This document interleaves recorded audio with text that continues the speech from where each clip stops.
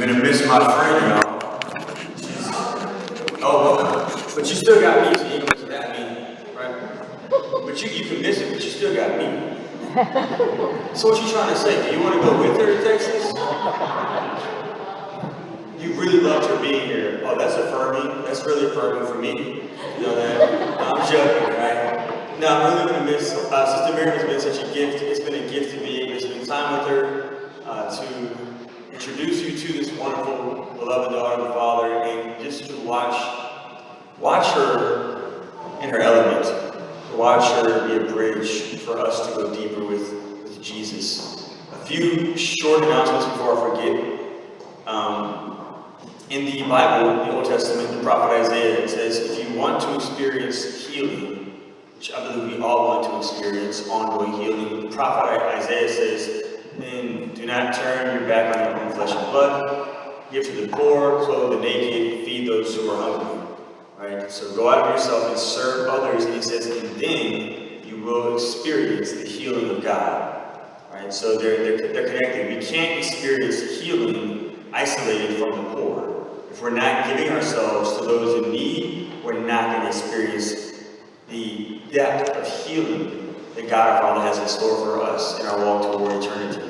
So keep this in mind as you leave church this evening.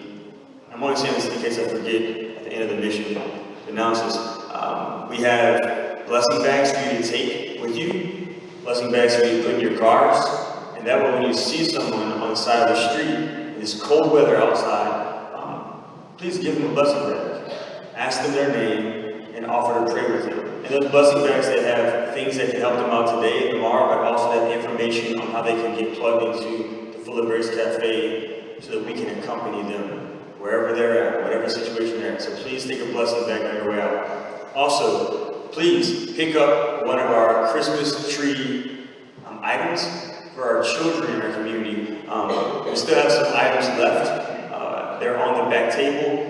Please pick those up and see if you can purchase a gift for a child who's in need in our community, and bring those back to the church this upcoming weekend at the Full of Grace Cafe on Sunday. That way we can get the gifts ready for the kids. We still have quite a few gifts available in the back of the church for us to supply for the children who are in need. Again, when we serve the poor, when we serve those who are in need, God's healing graces are very efficacious in our life.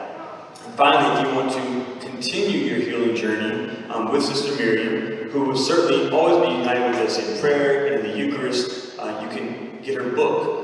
We ordered a few more copies of her book, and they'll be available next week in our Sacred Arts and Gifts of Jesus and Mary in our gift shop. And so if you come by midweek next week, we'll have more books. We sold out all our books, but we ordered quite a few more. So come by next week, and she can continue to accompany you and walk with you toward Jesus, so Jesus can continue to share his healing graces with you in your walk toward eternity. Without further ado, let me invite Sister Miriam James.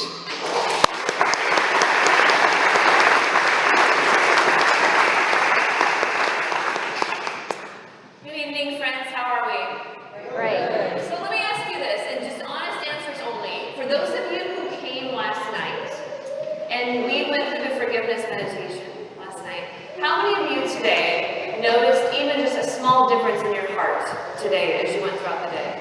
Oh, amen. Did somebody notice anything different about you? Did anybody say, like, girl, you look different today? Anybody notice anything? Yes, amen. See, there you go. Because grace is diffusive and the good is diffusive. And the beautiful thing about forgiveness, what we talked about last night, and I know it was very intense. It was like a crash course in forgiveness. But the beautiful thing about forgiveness, like we talked about, is that it's not dependent on the other person. So it's a free gift that you and I get to receive from the Lord first and foremost, and we can offer it to anybody at any time, no matter what they think or how they feel. But we can always give them that gift of freedom and allow Christ to come and heal us so that we can be free. And that is the deepest work. It's the most challenging work that we will ever do. So I quoted a bit of C.S. Lewis throughout the last couple nights, but one of my favorite sermons of his is called The Weight of Glory. It's absolutely beautiful. And he says this, there's many famous quotes from that sermon, but one of my favorite ones is this. He says, aside from the Blessed Sacrament itself, okay, so aside from Jesus Christ, body, blood, soul, and divinity, here in the tabernacle among us, and when he comes on the altar among us, he said, aside from sacrament itself. Your neighbor, okay, so if you could just do me a favor, and every introvert is about to hate my guts right now, but can you look at the person to your right and to your left? Okay, can you look them in the eye? Okay, awkward, just do it, all right? He says, aside from the Blessed Sacrament itself, your neighbor, so the person right now, not the theoretical person is somebody else, the person sitting to your right and to your left, he says your neighbor is the holiest thing presented to your senses. Now, if you live with them and you saw them before coffee this morning, you might be like, not this morning, sister. That was like not happening at all, okay? But then he says this, and if your neighbor is a Christian, it is almost the same thing because Christ himself dwells within them. You are sitting next to a masterpiece right now. No matter what they're suffering from, no matter what's happened to them, no matter what sin they just committed, you're sitting next to a masterpiece. Somebody like we talked about the very first night who will never be recreated or reincarnated or recycled or cloned. And that's the same thing that is true with you as well. So if we could just one last time as we kind of close our time together here, I just want to give you one more opportunity just to gather the graces of the evening. So on Monday, when we spent time in silence and we offer to the Lord, and we had the meditation at the end, we offer to the Lord in our hands whatever was on our heart this Advent season. What is the thing that the Lord wants to speak to you about this season? Because God speaks in specificities. He works very detailed, and many times it's almost too close for our comfort. We're like, back off just a little bit, Lord, because he gets really close to us, and he cares about you.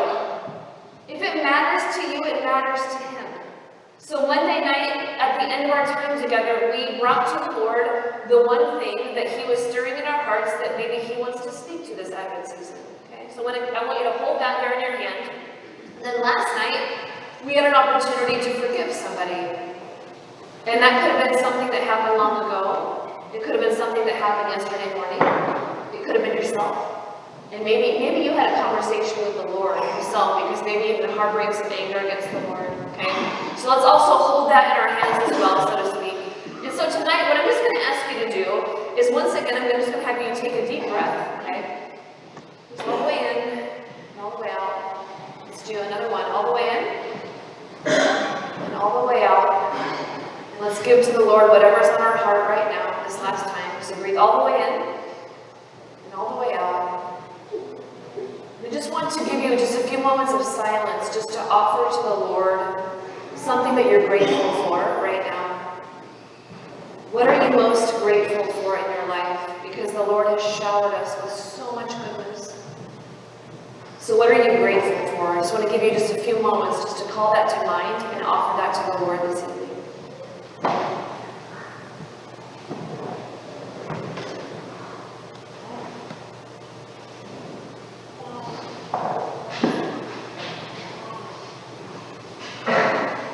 And I just also want to invite you right now, if you would, with your eyes closed, would you just pray for the person on your right and on your left, and just offer to the Lord whatever's in their heart. Just ask the Lord to bless that person next to you. Ask the Lord to speak to their deepest desires. Ask the Lord to lead them in areas of forgiveness where they need healing. And let's just pour out our hearts just for a few moments for the people sitting to our right and to our left, asking God to bless and heal them.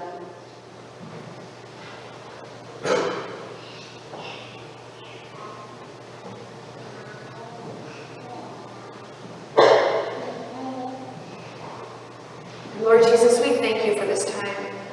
And I pray that tonight you would continue to tenderly open our hearts to your love, that we would be receptive to all the areas of our life that you wish to bring to your most sacred and tender heart. Jesus, I pray that you would surprise us this evening with your goodness, and that you would open up new pathways forward for each one of us. And we come together as a family, Mother Mary, this season where you reveal your heart, your womb to us. And we turn to you, St. Joseph, as well, and we ask for your intercession. Mother Mary, we come to you, and as a family we pray, Hail Mary, full of grace, the Lord is with thee. Blessed art thou among women, and blessed is the fruit of thy womb, Jesus. Holy Mary, Mother of God, pray for us sinners, now and at the hour of our death. Amen. Good St. Joseph, pray for us. In the name of the Father, and of the Son, and of the Holy Spirit. So I began on Monday night by telling you in those story. Can I tell you one more nun story? Because I have a lot of them. So I travel a lot, and so I do a lot of people watching. I've never gone to the airport and just people watched, okay? I spend so much time at airports, now I watch people watch people. That's a totally different level of watching people. Can I just tell you that right now? It's almost a little weird, but that's okay. So, as I mentioned to you, when I go out in public dressed like this, very interesting things happen to me, especially around Halloween. Can I just tell you that right now? Okay, so I've been doing this nun thing a long time. Like, I know what's up. I can read people's facial expressions, but around Halloween, people just look at you just a little differently. And they're not quite sure. You can just see the little wheels turning. They're not quite sure if you're dressed up or if you're a real nun. Okay, so true story. Many years ago, I was at Walmart, because all good things happen in Walmart. I was at Walmart, and it was around Halloween, the end of October, and I was standing near the Halloween candy. I didn't realize I was doing this. I was just a nun on a mission with a grocery list, because that's what was happening. So I'm standing there with my grocery list, and I'm, kind of plotting out my strategy for Walmart. And have you ever had the experience where you can feel somebody staring at you? Yeah. Like feel it, and there's many kinds of stares. Let me just talk about stares just for a second. Okay, so there's the polite stare. When you look at them, they look away because it's awkward, And then there's another stare where you look at them and they kind of look at you differently, and then they kind of look away. But then there's the kind of stare where you look at them and they don't even care. They're like, okay. So I can tell somebody was absolutely just staring at me. So I'm like, what do I do? Like, it's like, what do you do? So I'm just going to talk to this person, So I look up, and sure enough, there's a man probably a little bit older than me, just full on, like, and I said, hi, like, hello. And he marched over to me and said, that's a very detailed Halloween costume that you're wearing. And I said, oh, I'm not dressed up.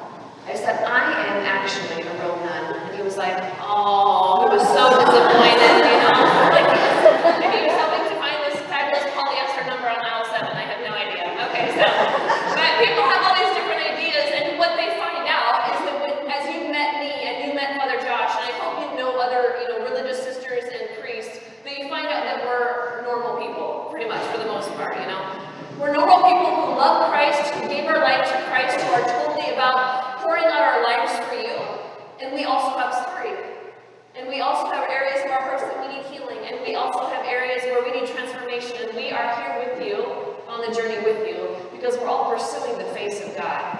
So speaking of religious life, or speaking of beauty, I've talked a bit about Mary the last couple nights, but can I just talk a bit about St. Joseph this evening, okay? Because this season also belongs to him, and I love Father Mark Toops. I'm sure you all know Father Mark Toops very well in this area. But I love this quote from Father Mark Toops, and he says this: when God the Father wanted to show the child Jesus what human fatherhood looked like, he chose Joseph. In choosing Joseph, God was careful to choose a man who would not disfigure the face of fatherhood on God's behalf. Joseph was a man of profound holiness. He was a man of authentic masculinity. He embodied virtue. He had a mature interior life and understood obedience is that which fosters intimacy and receptivity with God. Look at this warrior who God chose to guard his own family, his most precious possessions, God himself. Could you imagine, gentlemen, being chosen by God to be the father of God himself? And how humble. I'm just amazed at the humility of how humble God is. He's so humble. He comes into the world naked and as a baby, and God entrusts himself to human beings. So much so that he would have died as an infant had Mary and Joseph not taken care of him. And they taught him how to walk, and they changed his little diaper, and he probably hit his little head on the coffee table when he was learning how to walk, And Joseph took him out into the carpenter, and into his work shed. He taught Jesus how to work. He taught him what a man's life looks like. And he schooled him, and he revealed the fatherhood of God to him. So much so that, Christ called him Dad. And this glorious call of gentleman, this glorious call of masculinity, of when a man lives out his life, poured out his men, because that's your masculine genius. As women, our feminine genius is our attentiveness to the person and our ability to see somebody and gather them in and to heal them on our hearts. That's what we do so well. And you see that in Mary when we looked at the very first night the painting of Mary with the fat Jesus on her heart, That's the most beautiful thing you'll ever see, is a child at rest in its mother's heart. There's a psalm about that. And for gentlemen as well, your masculine genius is the ability, the strength, the God has given you to lay down your life so that others can live. It is the ability to sacrifice yourself, to protect and to provide, and to sacrifice yourself so the other can have life. And when men give and women receive, life is born and beauty takes place. So I'm going to come back to this theme in a second, because as we talked about Miriam and talked about Joseph tonight, I'm going to tie it all together for you. And we're going to talk about our third question for the evening as well. So the first night I asked you the question of where you come from. And the second one last night we talked about where are you going. And the third question that we have this evening also comes from Genesis. But it's not from the story of Hagar in the desert. It's from the garden itself. And after Adam and Eve fall, and they turn away from the Lord, and that's a totally different talk, but we know the gist of that story.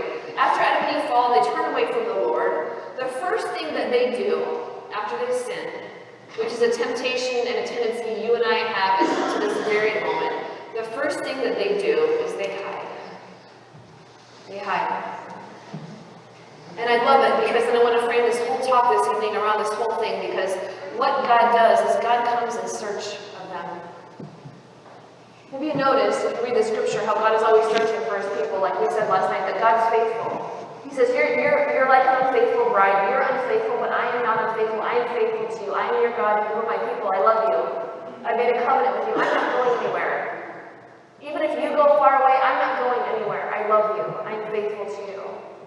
And you see Christ pursuing his people. You see Jesus going out and searching the lost, the sick, and the broken, and the lame. And in the garden from the beginning, what happens? God knows very well what just happened in the garden. And he's not waiting for them with his arms crossed, coming like, all right, kids, where'd you go? He goes out in search of them. And I love the visual imagery of it, because it says that God goes out in search of them in the breezy time of the day. And does that mean that they used to walk together in the breezy time of the day, and he's waiting for them and they're not there? So he's coming to look for them. And the first thing he says to them is a question. And I think we have to be very careful at assigning a tone of voice to God. Because this is a Father who loves them, and who knows what has happened, and who knows the whole course of the trajectory that humanity is about to embark on. And he goes to the garden to meet them, and they're nowhere to be found. And he asks them this one question. And it's the same question I'm going to ask you tonight. He asks them, where are you? Where are you? And God comes to the garden of our soul, my dear friends, and he asks us that often. Where are you? And like now, I can ask you, where are you? And you can be logistically here, but you can be someplace else here. We can be physically in a relationship with somebody, and our heart can be someplace else. And he comes to us so gently, and he says, where are you? And don't you think sometimes that God feels as if he can't find you? But he comes to our garden, he comes to me all the time, and he's like, honey, like, my bride, where are you? I'm like, I don't know, I'm at Chick-fil-A. I have no idea where I am right now. Can you please come find me? Because I'm lost. You're not lost. I am. So, my dear friends, tonight as we journey, where are you right now in your life? And you have to be very, very honest about this. Very honest, okay? And what is the next step for you on this journey? So for us on the journey of learning, of discipleship, and I know in your parish, this has been something that's very important. And can I say, I travel extensively around the country, and I've spoken to thousands and thousands and thousands of people. I've been at hundreds of parishes over 10 years. What is happening here in this parish at Holy Rosary is extraordinary. I want to say that to you. It is beautiful. What you're doing as a parish family, what you're embarking on in discipleship and prayer and the sacraments and community living, it is extraordinary. Less than 1% of the entire American parish population, I can tell you that. So in your journey right now, where is Jesus calling you to closer to conformity to himself? Because the word disciple, D-I-S-C, is the same root word where we get the word discipline. That root word, if you don't know, that root word comes from the word meaning student. A student. Somebody on the journey, somebody who's always learning. So you and I are continual students. We are on the journey with Jesus. And you know what? We're students of his heart. When you love somebody, I've been talking about this with Father Josh and other people in my life. When you think about the people that you love, and you love somebody, and there's a way you love somebody, but different different people want to be loved differently. And you have to know their heart. If you really love somebody, you're not going to love them the way you want to be loved and try to change them so they love you the way you want to be loved back. Ideally, what each person in a relationship and a friendship would do was learn the heart of the other and love them in the way they wish to be loved. You become a student of their heart when you really love somebody. And Jesus Christ, in a sense, is a student of our hearts. He's with us and he's drawing us from within, like we talked about the very first night. So our journey of discipleship, this is not a master-slave relationship. Jesus says, I no longer call you slaves, I call you what? Friends. Friends. And a very simple definition of friendship is shared goodwill. And when you're friends with somebody, you enjoy spending time with them. And you learn what they love, and you go hang out with them, and you just, in a sense, waste time together, don't you? You enjoy one another's company. Can I just say God enjoys your company? He loves spending time with God. So in our journey, my dear friends, as disciples, as students of the Sacred Heart of Christ, for us to live authentically, to live as Christ lives, means that you and I must have a daily encounter with Christ. So this, and I'm going to come back to this at the very end, but personal conversion is at the heart of a lived relationship. For he comes and he converts us. As he does that, we begin to see as he sees and love as he loves. And I learned a very important lesson many years ago by one of my formators. And she said, whenever, when you're journeying with somebody, or there's something about them that you don't understand, or maybe there's somebody in your life you're having a conflict with, and you don't know how to relate to them. Have you ever had people in your life like that? You're like, I don't know how to relate to you. I don't know how to fix this problem. She said the best thing that she's ever done, and I've done it ever since, if you're having a conflict with somebody or you're trying to learn about somebody, to ask Jesus, how do you love this person? How do you see them? And she says, without fail, especially the people she struggles with the most, without fail, Jesus will reveal something very beautiful about that person. She's like, oh, dang, I thought it had to be just that, now it has to be me too. Like, I have to have a conversion here because they're really beautiful, and I just can't see it. So this personal encounter with Christ, my dear friends, is the only thing that leads to a heart broken open so that we can love other people. Otherwise, it remains just lip service, or it remains something that goes far away from what true love and authentic love is. So when we talk about the heart, Pope Benedict, and when he was then Cardinal Ratzinger, wrote a really beautiful essay on the Sacred Heart of Jesus, and it's called Behold the Pierced One. But I love this particular quote from it, and it says this. Stoic thought, so the heart, Stoic thought means you have no emotion and you're just rigid. Stoic thought regards the heart is that which holds things together, and it aims at self-preservation. The pierced heart of Jesus has overturned this definition. This heart, the heart of Jesus, is not concerned with self-preservation, but with self-surrender. It saves the world by opening itself. This heart saves by giving itself away. And that is the whole path of the Christian life. And how many of us, and one of the reasons why we talk about forgiveness is because when we have areas of unforgiveness in our life, areas of resentment, areas of hatred, areas of self-righteousness, all these areas, all it is just our feeble attempt to protect ourselves so we don't get hurt anymore. And then what we do, like we said, we numb out the parts of our lives and we hope somehow that we can just survive, but we're not meant to survive, we're meant to live. And when we live authentically, our hearts will be broken. Like Christ is, his heart was pierced with a lance. But when his heart was pierced with a lance, what happened? Beauty flowed out of it. And Jesus is showing us, he's showing us the way of how to be human. And last summer I did an 8-day silent retreat with a wonderful priest, and we were talking about this very thing of how Jesus comes into the world naked and vulnerable and little, and without self-defense mechanisms, without self-preservation. And he leaves the world naked and vulnerable and without self-defense mechanisms, without self-preservation. And the priest looked at me, he said, Sister Miriam, do you see what's happening here? From the beginning to the end. He says, Jesus is trying to teach you what it means to be human. He's trying to teach you what it means to be human. And when we see that, we know that's true because when we see people living out a life like that, it is tremendously captivating. Like what we saw last night with Brandon James forgiving the police officer who had wrongfully murdered his brother. Why did that go around the world? And why even people that disagree with it, why were they disagreeing with it? Because it was piercing something in their own heart. We can recognize it. And last summer, I was giving a talk to teens, and as I was preparing for this talk, I was looking at my Twitter feed, and there was a tweet that I didn't follow this person, but you know how when people like certain things that comes into your timeline. And there was a tweet that was actually literally blowing up as I was looking at it. The numbers were going up and up and up, and I was like, what's happening here? And I read the tweet, and it says this. This is a woman who says, my parents have been married for 34 years. My mom was in the final stages of young onset dementia. She was diagnosed 5 years ago at the age of 53. My dad cares for her full time. She doesn't always remember his name, but she knows that she is safe with him.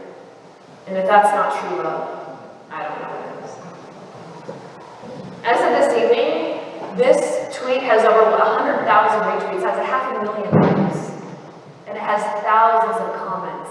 And when I was looking at the comments, and these comments are from people from all walks of life who might have different views of marriage and what they think man and woman is, every single one of them resonated with this, and what they resonated with was with the words, but with the picture. 1 month after she tweeted this, her mama passed away. And she passed away right here, surrounded by people that love her. And if you look even at the body language, I mean, you talk about the masculine genius here. If you look at the body language, I love just the posture of her dad. And you see her dad in this very strong capacity, looking right into the camera, and you see the way that God has made his body, it's larger than his wife's, and he's holding her, and you see his arms protectively around her. And you see his sweet wife. Doesn't she almost look like a little girl? And you can tell that she's sick. And you know very well when to climb up on somebody's lap and rest upon their heart is a very vulnerable, and it's a very endearing, it's a very intimate posture. And many times the children do that, you know, when they want comfort or when they want to feel close, lovers do that. And as you see this very beautiful receptivist posture, where she's so sick now that she doesn't even remember his name. But she remembers that she's safe. And she remembers that she's loved. And that is true love. Because he was faithful to the end. And I guarantee you that 34 years ago, the day they got married, when they got married in the church or wherever they got married, I guarantee you they probably had no idea that this was in the plan for them. And probably neither of them had any idea what they were signing up for. But you see this, the reality of authentic love, of a heart pierced open, where he is taking care of this woman who doesn't, has quote unquote nothing to give back. And what some people would probably consider a burden. But the day he married her, he said, I will be good to you, and I will be true to you, and I will be faithful to you, in good times and in bad, in sickness and in health. And his heart has been pierced open. He's going to manage faithful to his promises. He's using his strength so his wife can live, and he ushered her into eternal life. And this is why, no matter what people say about marriage, this reality of what this is will never ever die. It's written in the depths of our human hearts, because this is how we want to be loved. This is how we want to be loved. That we can be at our weakest, at our most vulnerable. We can have, quote unquote, nothing to offer, and the person who professes to love us will continue to do so, and they will bring us into their heart. And that's what the sacrament does. And if I could just talk about that very quickly, because when we speak about the reality of where we are, who God is, and that God makes a covenant with us, and I told you I would talk when we brought covenant tonight. This is why the sacrament of marriage is under such attack right now, is because it is an icon, it is a window into how God loves us. Even the ceremony itself, do you want to know why Catholics as Catholics, why we don't get married on the beach? Why do we get married in church? It's because it is literally the meeting place between God and man. God dwells here, and our lives are united to him. Marriage is the only sacrament that the couple actually confers upon themselves. And even the symbolism of it, that they get married in front of an altar, the altar of sacrifice, where Jesus himself, who says, I am the new and everlasting covenant, where through the priest, the words of the priest, this is my body given up for you, these are Christ's words, where he gives himself totally. And the man and the woman stand at the foot of the altar as a sign of the living sacrifice that they're about to make with their bodies, so the two become one. And the priest stands here representing Christ, the priest, and you see a man who's looking a little bit nervous sometimes, standing right here wearing black. Why does he wear black? And it's not because it's slimming. Can I just tell you that right now? The reason why he wears a black suit and a white shirt The black is a sign that he's going to die to himself so his bride can live, and the white shirt is a sign of the purity of heart which he takes his bride. The bride comes in the back, and she comes wearing white. And she comes wearing white because this is right after St. Paul's letter to the Ephesians that the church is without spot, without stain, without wrinkle. She's pure. And why does she come in? The symbolism of her coming in from the back, accompanied by who? Her dad, representing God the Father. So she is us. She's the bride, the church.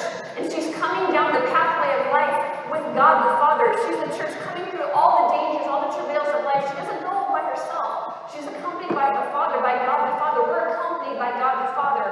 And what does he do? He walks us down the aisle. And what does he do? The Father gives his daughter to the groom. And they stand before and they look at one another and they say, I to this day, I give my life to you. I promise, I vow to you that I will love you in good times and in bad. In sickness and in health, for richer for poor, till death do us part. I am yours, and you are mine. And the words that they say here, symbolic of this, is the reality of this, that they will later that evening consummate with their bodies, and the two will become one. And their love is so powerful that a third person will come from them. Does that sound familiar to you? It's a Trinity. That is Father, Son, and Holy Spirit. And it is a love that is born, and a love that is fruitful, and it is free, and it's faithful. And it is an icon. This sacrament here, this reality here, this love that never ends, this reality here is an icon of just a small window into how God loves. But we know very well that people break promises, don't they? And that happens. And sometimes people don't mean what they say. Or they want to, and then something else happens later on in life, and they're not faithful to that. And we know that that's very true. But what God tells us over and over again is you might be unfaithful. You might be unfaithful. And I don't think I've ever said this in public before. I'm just going to say this to you. There are probably some of you here tonight who had a spouse who's been unfaithful. And that is one of the most deepest areas of pain that a person can sustain. And it causes us to question ourselves, or it causes us to question many, many things when that sacrament, that holy sacrament breaks. And I just want to tell you this, there's nothing that's beyond repair. And I want to tell you that even if your spouse has been unfaithful, or you have been unfaithful to your spouse, God is not unfaithful. He remains faithful. And he desires to bring everything back to life. Because is it not true? Is it not true that many times in life, our life, in a sense, looks like this? And you have no idea what this is, okay? And you don't. Many years ago, I was at the Atlanta, like I said, I love art.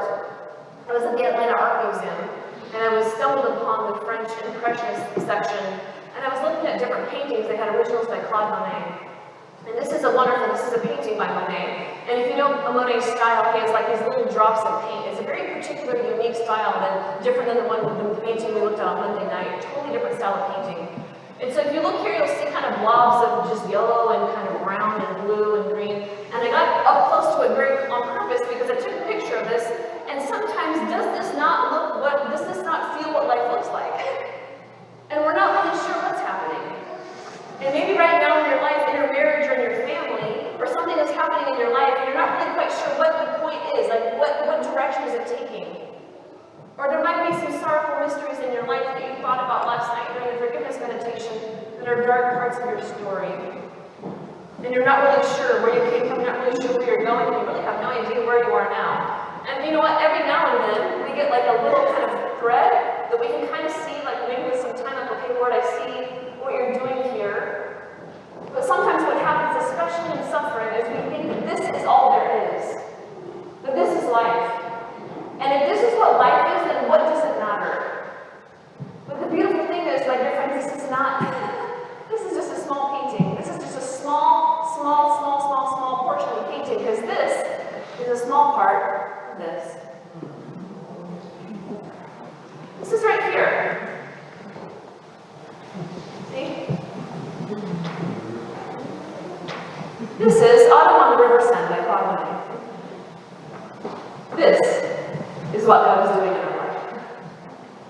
He's painting a masterpiece.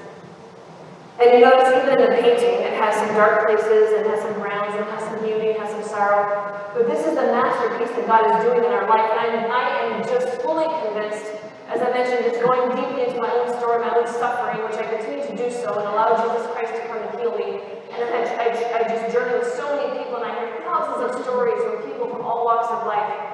You know what? In life, many times you and I ask the question, why did God allow this to happen? Maybe last night that was part of meditation. Why would you allow this to happen? Like, why would you allow that person to do that? Why would you allow my father to walk out of my family? I don't know what that is for you, whatever it is. Why? My spiritual director, as I mentioned, I'm a wonderful spiritual director, and he'll often say, sister, you know, it's very natural to ask why. It is very natural. It's a human question. Because we're all very small and we want answers, and that makes us feel better sometimes if we can just kind of have an answer. And sometimes we do. Sometimes we understand the thread of like, had not that happened and that wouldn't have happened. We can kind of see the thread. But sometimes we don't. And sometimes it can feel, the suffering especially, can feel like this. So he said, ultimately, Sister Miriam, the question that we want to ask ourselves is not, Lord, why did you allow this to happen? The question we want to ask ourselves is always this: how will I respond now? How will I respond now? So whatever happened in your family at your family reunion last Christmas, okay, that happened. And this Christmas, you're going to see the same people. So the question is not like, how can I manage your behavior? The question is, how will I respond now? How will I respond now? And that choice is always given to us in grace, and it's something that we can always move forward in. So whatever you're facing in your life, the question of how will I respond now gives birth to hope. And this is what I was going to share with you this evening, is about the virtue of hope. When we talk about hope, I'm just going to talk about the standard definition of hope, because many of us, we use hope in kind of a loose term, and we think it's wishful thinking. Okay, so I hope that it's sunny tomorrow. I hope that someday the Saints take the Super Bowl again. Like, I don't know, whatever your hope is, okay? One time I was actually in New England, I had to talk about the Patriots, which was like a fate worse than death, because anybody but the Pats, okay? But I don't know what that hope is for you. But we use the term wishful thinking, and then we say, I hope in Christ. It's just like we use the word love very loosely, and we don't really honestly many times have any idea what we're talking about. So let's talk about what hope is, so that we can put our hope in the right place. So if you just look at the standard definition of hope, just like the hope that you have, that, you know, your son's going to get into the university, or that, you know, whatever that is for you, it's this: the confident desire of obtaining a future good that is difficult to obtain. It is therefore a desire which implies seeking and pursuing some future good that is not possessed but wanted. Unlike fear, and this is so great, unlike fear that shrinks from a future evil. Because hope is a virtue, hope is something that you and I choose. So we can choose to hope and we can choose to forgive even when we don't feel like it. And ideally, the emotions will come along, because like we talked about last night, the emotions are going to power us toward what is good, true, and beautiful. But you can choose at any time. So right now in your life, what is the situation that you fear the most? What is something in your heart that you fear? And right there, you and I can choose, we can choose to shrink from whatever's facing us, and we can choose to give into fear. We can choose to give into despair. Or we can, with an act of the will, and this is a true story, it's a true thing because it requires us to strengthen our muscles, you know? But we can choose hope, which is not wishful thinking. It is the truth of who God is and what God's going to do in a situation, because what hope is confident that what is desired will certainly be attained. It is the opposite of despair. So it's an act of the will, what we call volition, and it requires, and this is hard, it requires an openness of heart. Because it takes a lot of trust and a lot of risk to hope at times. Is it in a sense, and let's be very honest, is it in a sense almost not easier at times just to give it to despair? And just to give it to fear? And maybe even in our own journey, like if you have, all of us have stages of our journey or parts of our hearts where we struggle with the same thing over and over again. And you know, we say to ourselves, man, am I ever going to get over this? Am I ever going to end this, ongoing conflict with somebody? Is this ever going to change? All these things where we can choose at that moment to give into fear, give into despair, and to give into negativity, or we can choose that, you know what, even in this, God has a plan, and it might be different than what I think, but I'm going to continue to pray for that thing and work toward that so God can do what He wills. As a virtue, it's one of the theological virtues or toward God Himself. So the catechism lesson this evening. The virtue that says what? That heaven is our home, and that God will fulfill His promises. It responds to the aspiration of happiness which God has placed in the heart of every man, coming from the catechism number 1818. Which is why, when we talked about every fairy tale in the Christian world, like we said, ends with "and they lived happily ever after." That's the longing of the human heart. Every single one of us wants to be happy. Every single one of us. Many of us have debates on what will make us happy. But every single person wants to be happy. Even in the sin that we have, even in the sin, it's an illusion of happiness. And many times that will hook us. And so that's why we have to be very aware of our interior life, of what's happening, so that we can choose something different. So the Lord can reveal to us what's happening in our hearts. Like we said, one of the best questions you can ask yourself in the Holy Spirit is, Lord, why am I doing what I'm doing? Because the Holy Spirit will speak to us. And I've been telling this story recently, and I can tell it with only mild embarrassment now. But some time ago, there was a person in my life that I found really irritating, and I'm sure this only happens to nuns, it doesn't happen to you. Okay, so but this person was just irritating, just absolutely irritating. And every time we would have an interaction together, it just was awkward. And I, at the time, did not have the maturity to go to this person in kind of a healthy way and say, hey, this isn't working. Like, we need to figure out a different way to relate, because this really isn't working for me.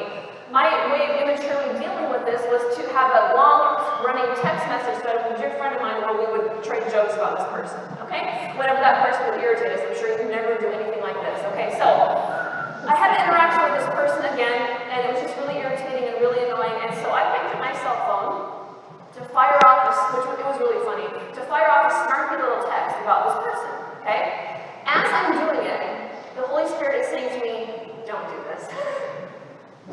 This is not a good idea, don't do this. And I was like, oh no, I'm going to pass this joke on to my friend, and I'm just texting away, and the Holy Spirit's like, oh, don't do this, okay? I totally ignored the inspiration of the Holy Spirit, which I never, ever, ever recommend to anybody else, and I sent that message. And as I sent the message, I realized that I wasn't sending it to my friend, I was sending it as a group text to 7 nuns, okay? So as I sent the message, it goes out reading and balloons out to all of the phone numbers that I'm sending it to. I'm like, I'm like, no, delete it. And I go like tapping, and I'm trying to like delete it before it sends, and the green line goes all the way out and it sends. Oh, and I tell you, the only saving grace was that the person was not on the thread. That's the only thing that was saving me at that very moment. But like, as it went out and it sent, and I realized what I had done, the first thing that happened to me was I felt such intense shame. And I said to myself, like what we were talking about last night, I said to myself, I cannot believe I just did that.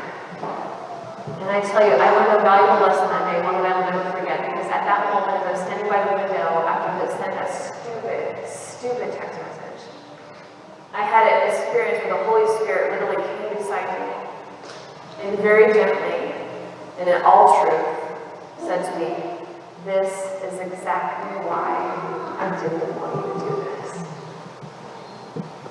This is why. I'm trying to protect you and everybody else involved. This is why I was trying to tell you not to do that.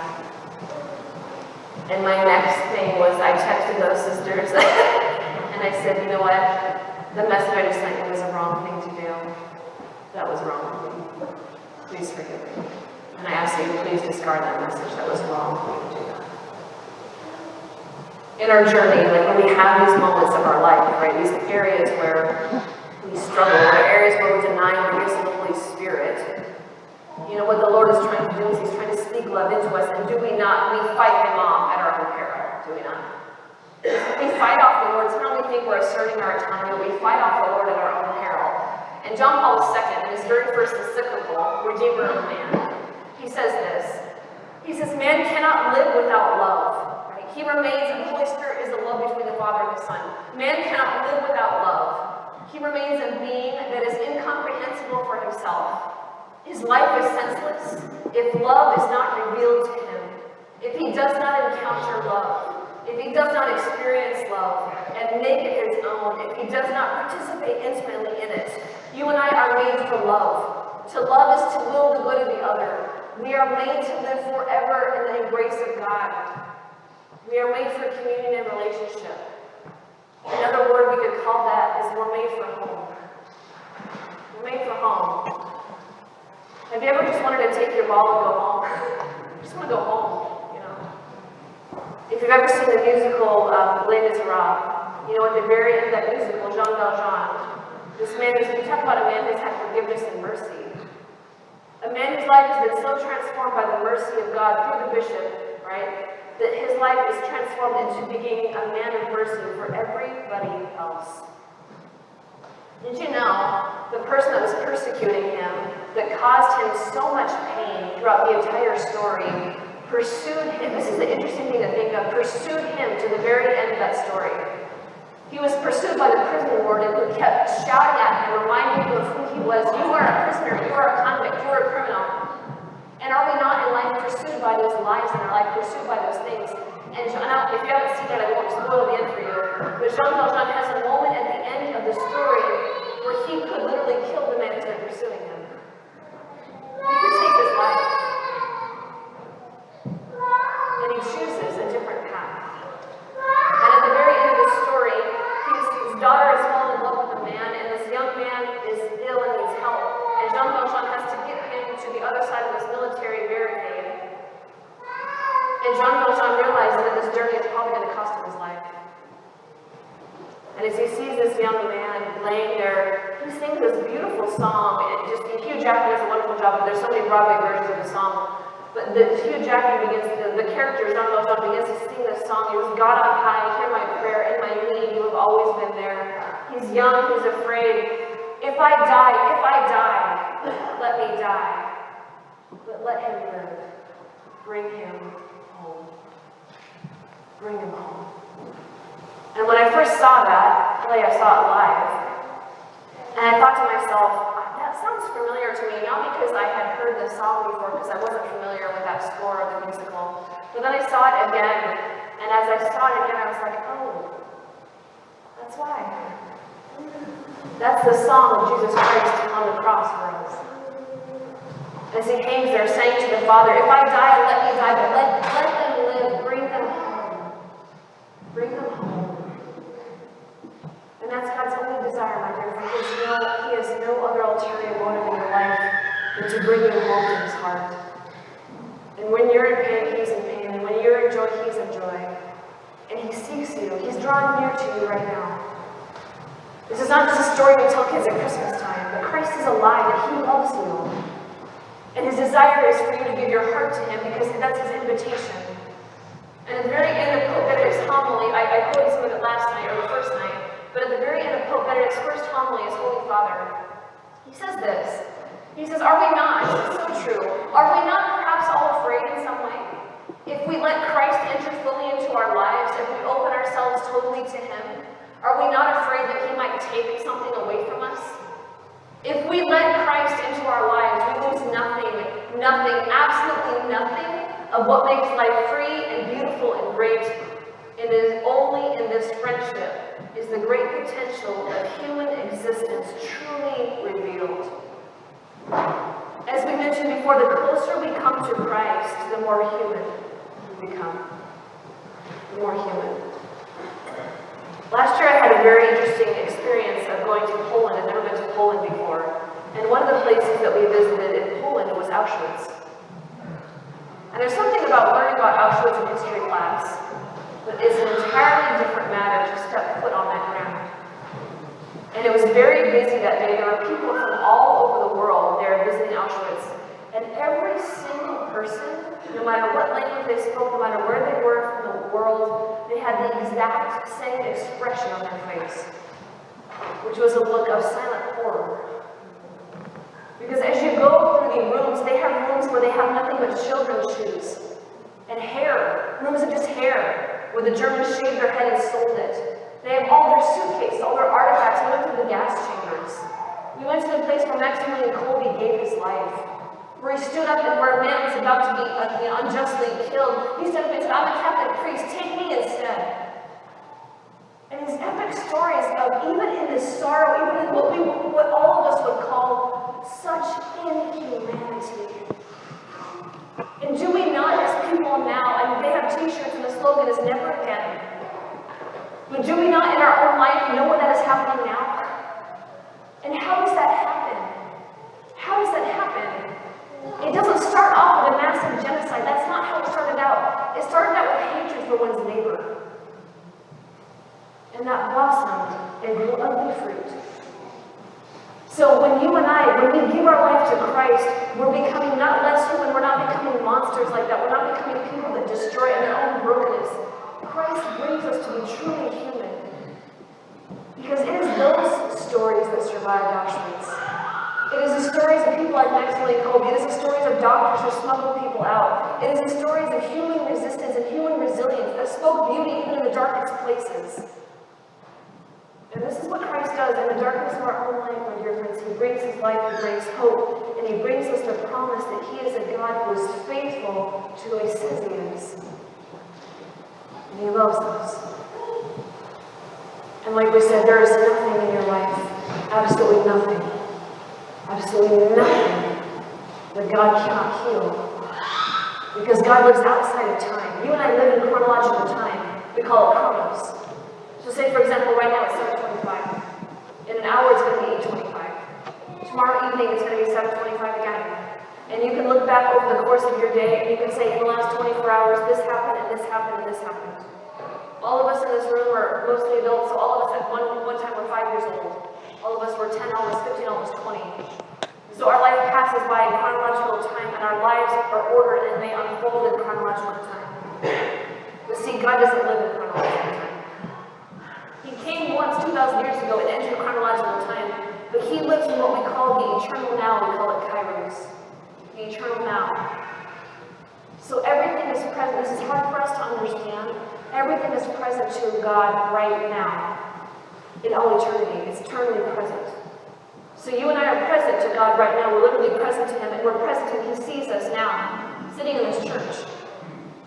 God also, at the same time, sees you as you were 5.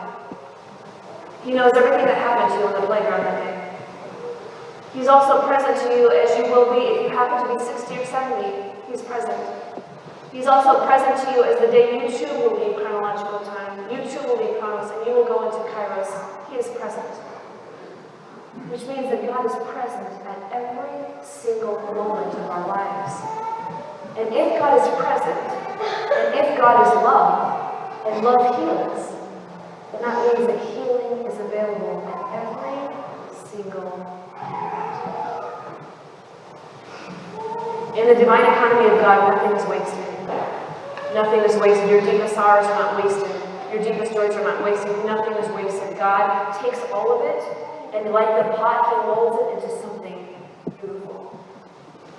I'm going to show you a little video of a group of people, and the people are going to be asked just one question, okay? And you talk about, the beauty and the love and the hope that gives birth to gratitude in our lives. Many times in life, especially as we become adults, we look back at our life and there's probably many things we want to do differently. Or we say, man, if I could just redo that over and over again.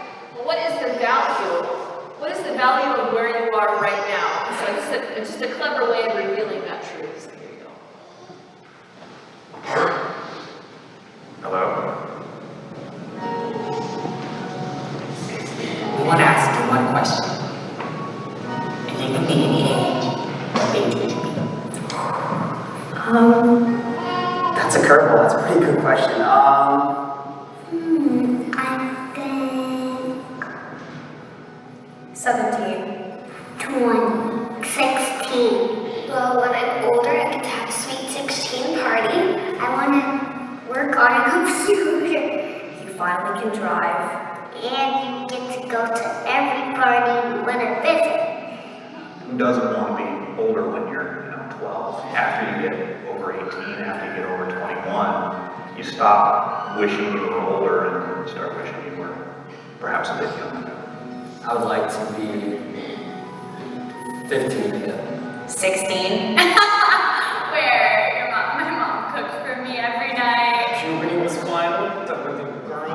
pimples, dates. And not having a shave is great.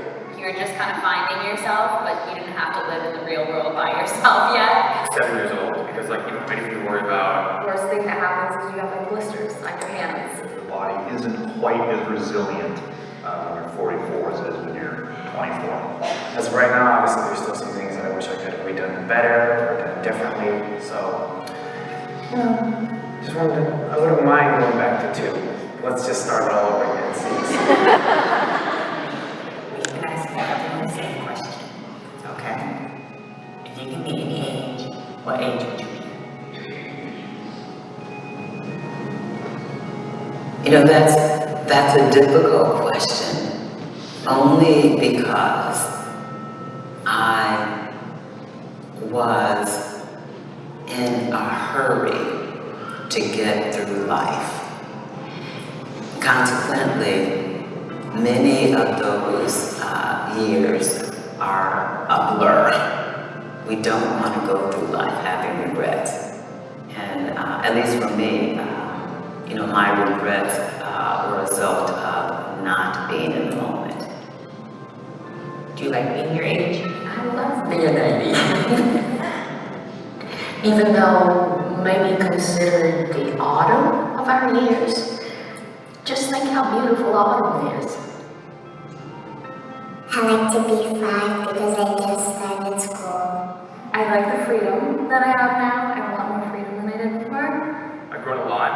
I feel like I'm not depending on any, like, people for physical things. You still have like so many years to really figure yourself out. There's an authority that comes to saying you're 25 without sounding too old. Take chances when you're a little bit more established in life than you can when you're, you know, in your 20s and even into your 30s.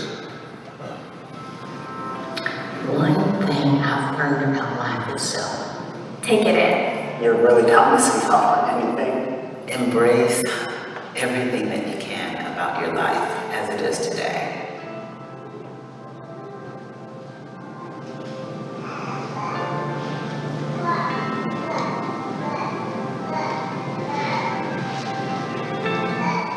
Interesting to think of, right? Would you choose a different age?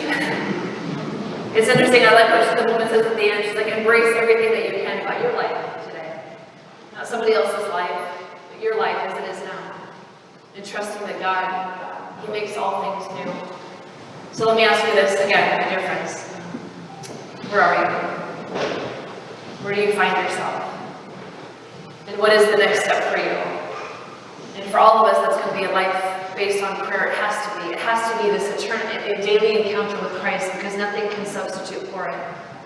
And what is that from there? Where does that go? It's a discipleship group here at your parish. It's a Bible study. It's a small faith community. It's the sacraments. It's reaching out to another. It's a life poured out for somebody else. It's seeing the other. I think just at times if we could just learn how to see each other, even in this Advent season, if we could just practice seeing one another, it would open just a lot of doors.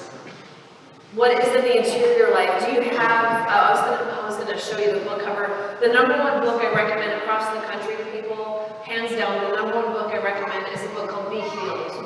Be Healed by Dr. Bob Schutz, who's from Tallahassee, Florida, and he runs a ministry called the John Paul II Healing Center. But his book, Be Healed, the best book I've ever read on the subject of healing and forgiveness and restoration, and kind of why you do what you do.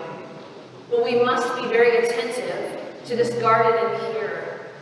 Because many times what we're doing, and I know for myself, I was waiting for everybody else to change in my life. I was waiting for the sisters to change, for the parish to change, for the people that I was working with. When they change, my life will be better. It doesn't work like that. I have to change. And that's the only thing I can do, by the grace of God. I have to. So the question is, what am I going to do now? How will I respond now? And so what is one thing? I'm always about the one thing. What is, my dear friends, and I would highly recommend you write it down this evening before you go to bed, because it's very easy to kind of have it get lost in our minds. Write it on your notes on your phone, put it in your journal, or tell somebody about it so it goes from here to here. What is the one thing that Christ wants to encounter you about this Advent? What is it? I mean, maybe it is an area of forgiveness. Maybe it is a brokenness in your family. Maybe it is an addiction that you have. Maybe it is, I don't know. Because often we're so busy in life and we get carried away being busy what's the one thing? And maybe it is a life of prayer. If you could just start with 5 minutes at the time of the day that's best for you, like what is it? But there's always something. And the beautiful thing about love is that love continues to grow and it never ends. It is a love that lasts forever. It's the love that says, I love you now more on this day, even after all these years, than I ever thought possible. Because that's the nature of love, it grows. Last thing, Carol Helsnyder says this. She says, Christ on earth was a man in love. His love gave life to all loves. He was love itself. He infused life with all the grace of its outward and inward joyfulness, with all its poetry and song, with all its gaiety and laughter and grace. With his body, he united himself to the world. And with his body, he unites himself to you. To you. One promise that I make to every audience that I speak to is this. Many years ago, my mother, as you heard from my story last night, my mother and I had a very broken relationship. And I did not know the story that I'm about to tell you. I did not know it while my father was still alive. But one weekend when I was in college, my parents came to visit me. My mom and dad came to visit me. And my dad was from the South, a sweet Southern gentleman. I love my dad so much. Such a hard worker, went to work every day, went to Sunday Mass, just a wonderful, wonderful man. But my dad also didn't really know how to show his love for us. He didn't know how to pursue our hearts. He didn't know how to reveal that. And so many times, his outward behavior was really beautiful, but he just didn't have the words to express it. So many times what he would do is he would just say nothing. And we really needed our dad to say something. So can I just say dads, as a daughter, especially on behalf of women, your daughters need to hear from you. They need to hear that they're beautiful. And they need to hear that you love them. And they needed to pursue their hearts. Even when they push you away in the awkward teenage phase, don't buy it. Just continue to pursue their hearts because they love you. They need, even if they're grown like I am, we need to hear the voice of our dad. But my dad just didn't know how to do it, so he just didn't say anything. And my parents came to visit me in college, and it was very awkward. I think it was the very first time my sweet daddy, finally saw how I was living my life. My mom knew very well what it was, and she and I went head to head, and I was like, don't tell me what to do. Do not tell me what to do, you know. My mother had at that point, because I was living a life that was so at odds with what she wanted me to live, my mother had financially cut me off. She said, if you don't stop doing what you're doing, we're going to financially cut you off. And I said, I don't really care. And she's like, well, we'll see if that's really true. So she financially cut me off. Then she upped the ante, and she said, if you continue doing this, we will disown you. You will not be welcome at our family gatherings. You will not be welcome at our home. We will disown you. And I was like, can I think about that one and get back to you? Like, let me think about that one for a second. No. But my dad said nothing. The parents came to visit me. My dad saw for the first time the massive dysfunction of my life. But he didn't say anything to me. And he went home. My mom and dad went home. And I thought that was the end of the story. Until several years later, I became a religious sister and I made my vows, my first, when I celebrated December 8th, 2002. And right after the Mass, my father had passed away already like a year before that. My father had died very suddenly, and my father had passed away. And right after the Mass, my mom said, sit down, I want to talk to you. And I thought for sure my mom was going to tell me that she was sick also. It was very serious. She's like, sit down, I want to say something to you. And she said, do you remember the weekend your dad and I came to visit you in college? And I said, oh, I remember. She's like, here's what happened after we went home.